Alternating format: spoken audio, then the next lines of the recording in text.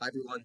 My name is Suryaa Kalyan. I'm a rising senior at Centerville High School in Fairfax County, Virginia, and I'm really excited to talk to you guys today about my article, The Influence of Civic Education on Electoral Engagement and Voting by Diana Owen.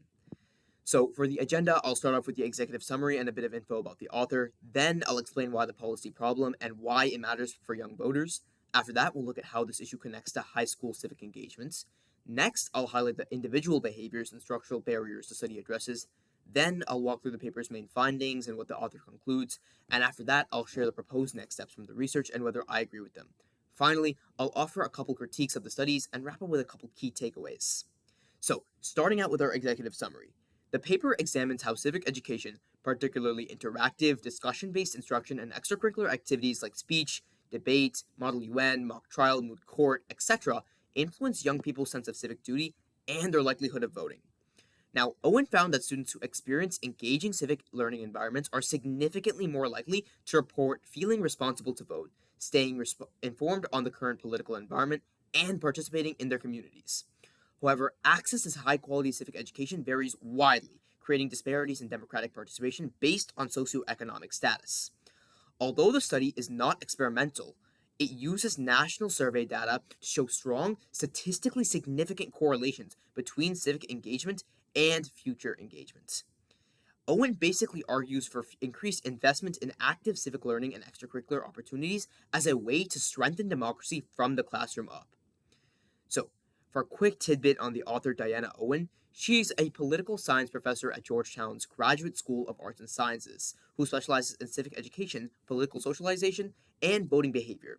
Fun fact, I'm currently in Darnell Hall at Georgetown. So, one of the problems she identified was a long term policy problem, which was low and declining electoral participation among young voters. In 2010, for example, only around 23% of eligible young voters turned out to vote, compared to over 50% of voters aged 30 and up. This means that millions of newly eligible voters are not participating in one of the most basic functions of democracy, which is a huge problem. This isn't just a civic issue, it's a representational one. If young people aren't voting, their interests are less likely to be reflected in policy. Owens argues that civic education has the potential to reverse this trend, but only if done correctly. Now, she also focuses on behaviors at the individual level that lead to long term civic engagement in her study. These include choosing to take a civic engagement slash government course in high school, like AP Government or Comparative Governments, participating in civic or political activities like Model UN, mock trial, speech, and debate outside of school, engaging in classroom activities like simulations, debates, and service projects, and what I thought was particularly interesting, developing a belief in personal civic responsibility, what she called a civic duty norm. And this is done by creating an environment where students feel free to talk about political issues so that it becomes a normal for them. Now, these behaviors increase students' likelihood of voting, keeping up with current events, volunteering, and feeling responsible for their communities. So, moving on to our relevant section, this paper is highly relevant to our focus on high school voting, as it reinforces what students learn and how they learn it can shape the next generation of voters. The relevance is really self-explanatory. Now, Owen also identified a couple structural inequalities to access to high quality education because, to be honest, not all students have the same opportunities to engage in rich civic learning.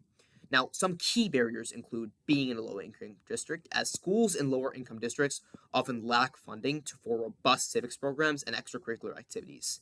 Now, another barrier is having teachers who may rely on their lectures and textbook learning more due to time and testing pressures rather than active or experiential learning. Another barrier which I've personally seen in Virginia is when civic education is deprioritized in favor of STEM or test based subjects based on the misconception that STEM based subjects and majors help students earn more in the future, which isn't just not true, but it's also a bad mentality to have. Not everything is just for cash. Now, these disparities contribute to the unequal civic readiness and ultimately to voter participation gaps along the lines of race, class, and geography. Now, let's look at the point of Owen's study. It uses data from the Civic Education and Political Engagement Study, or CPES, which surveyed over 1,200 young adults. It's not an experiment, but it is a statistical analysis of self reported experiences in civic education and their relationship to civic attitudes and behaviors. So here are her key findings. First, Active civic education, especially methods like role playing, simulations, and current events discussions, are strongly associated with higher levels of civic duty and intent to vote. I can honestly speak towards this myself, as my first introduction into the democratic process was a congressional simulation in my 8th grade civics class. Now, another one was that students who participated in civics or political extracurriculars, such as student government or community service, also reported greater engagement, though to a slightly lesser degree than those in active classrooms. I can also point to my personal experience to support this, as after getting involved within my classroom, I was encouraged to join my middle school's Model UN and mock trial team, which both activities I have continued deep into my high school career. Another founding was that passive instruction, like rote memorization or textbook reading, had far less impact on future civic engagements.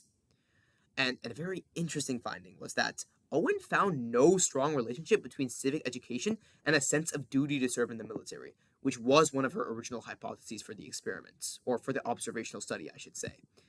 Ultimately, the paper's central point is this: high quality, interactive civic education cultivates a deeper sense of civic duty and increases the likelihood that students will vote and engage in public life.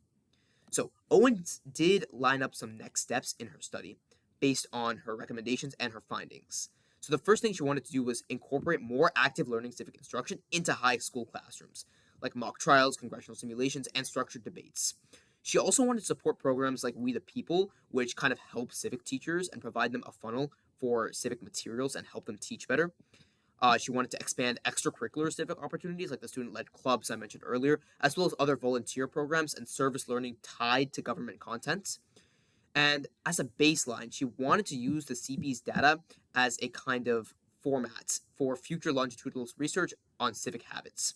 Now, if I were a policymaker, I'd absolutely support these steps. They've benefited me so much, and based on anecdotes from students around Virginia and nationally, they've obviously benefited from them as well.